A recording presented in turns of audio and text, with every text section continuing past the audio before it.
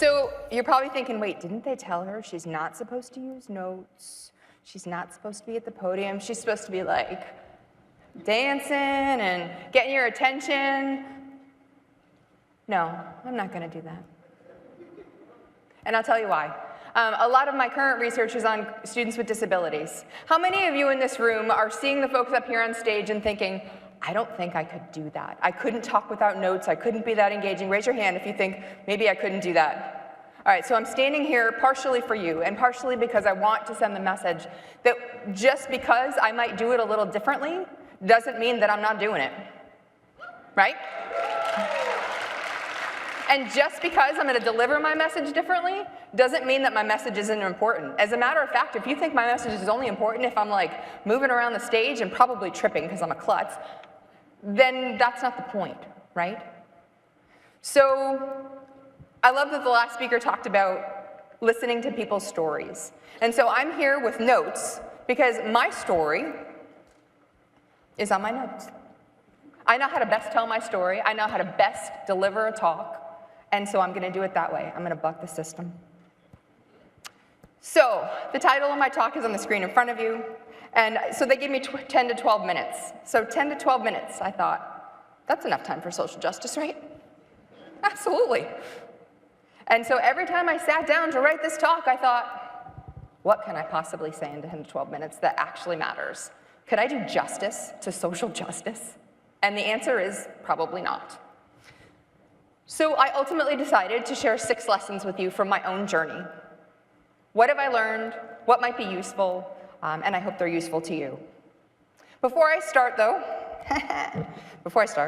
let me situate myself in this talk. I'm an individual with a lot of privileges by my race, my ability, my social class, and my age. I'm also a tenured associate professor. That position comes with an awful lot of power and privilege. But I also speak to you from 2 minoritized social identities as a queer cisgender woman. So here are my 6 lessons. First is that we have never arrived. The day that any of us think that we are done challenging ourselves to grow and learn and be more socially just is the day we probably need to get out of this profession, me included. That might sound really harsh, but I think all of you got into this field because you want to support all students. And we can't do that unless we're doing it inclusively. And we can't be inclusive unless we got our shit together with social justice. And it's a long, ongoing process. We have never arrived. Number 2, and these aren't in any particular order, they're just in my random brain order, is be intentional with your messaging. We have a giant role to play in the messages that we send on our college campuses, in our offices, in our departments, and the images that we use, the words that we use, the language that we use matters. So there's a conference room on my campus, and ironically, we have an awful lot of diversity committee meetings in there. And that conference room is lined with images of older white men in big giant frames. They're enormous. And so I walk into there and I sit down at the conference table and I think, I don't belong here. Right? The message that I get is that I do not belong in that space, or people like me don't belong in that space. So I think we need to think about our messaging every moment of every day. And I'll give you an example. I did that for this talk. I know that a TED Talk is supposed to include beautiful images and engaging pictures. And then I thought, how often the media and our college campuses use images that are exclusionary. And so I thought, I don't want to do that. If I picked pictures of human beings for a talk on social justice, who would be left out? Would I have enough slides to include everyone? No. How would I represent social identities that aren't visible? So some of our disabilities, sexuality. And even if I could find images of someone with an LGBT rights button, wouldn't we just be tokenizing them or assuming their identity for them? Right? We wouldn't really know their identity. My other option was to use these. How many of you have gone to a diversity or social justice presentation with some kind of images where you've seen images like this? Okay, all right. I hesitate to use these messages. We are not smiling cartoon figures. We are not multicultural stick figures. That is not us. We are human beings who experience oppression and privilege every day. And when the impact of oppression could be lack of access, but beyond that, intense emotional distress, bodily harm, or death, these images hardly seem appropriate. They say that we're not taking this real seriously.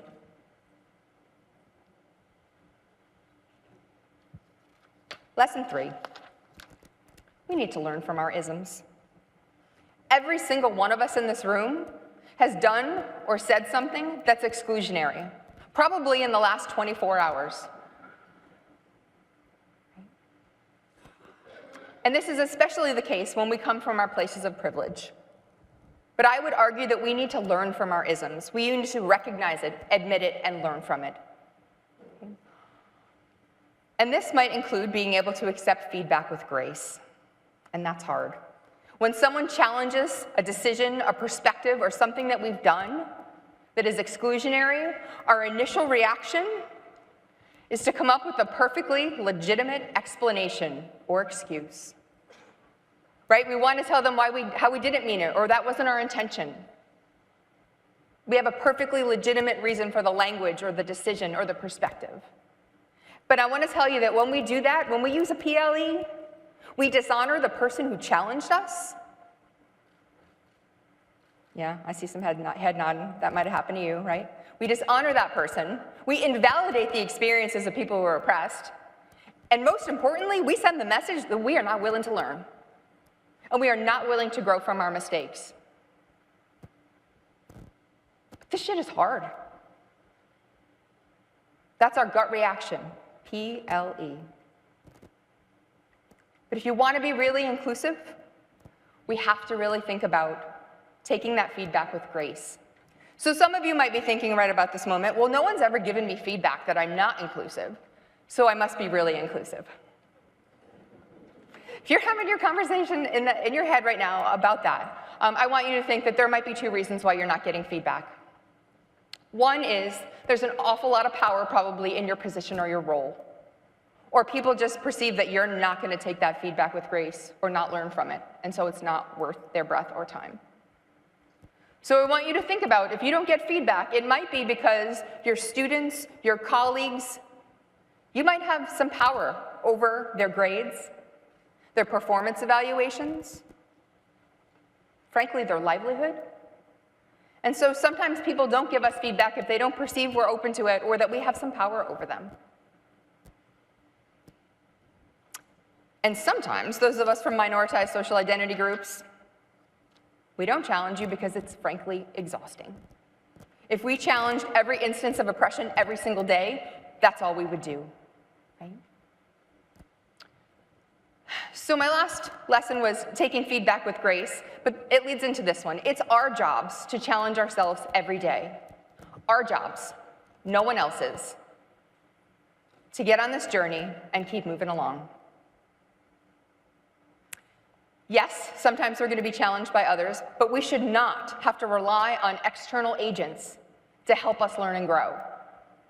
As a matter of fact, too often, those of us with privilege ask folks from minoritized social identity groups to be our educators.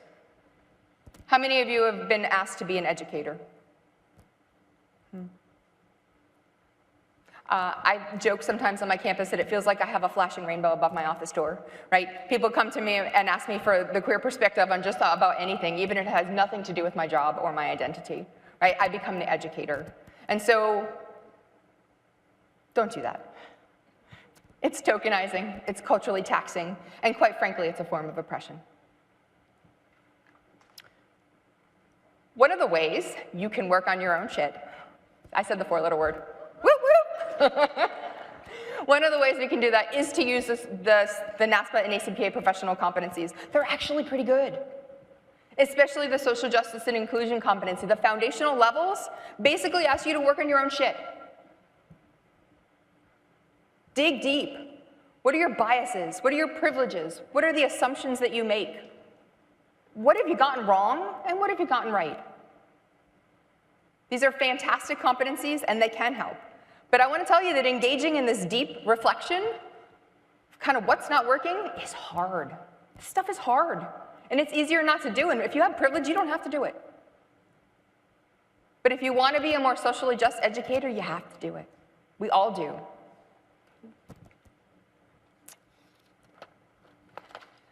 How many of you want to be an ally or hope you're an ally? Raise your hand. Okay. So you can't be an effective ally unless you work on your stuff. So let me tell you a story about the best ally I've ever had. I'm going to use pseudonyms. Her name was Chandra. She was a student.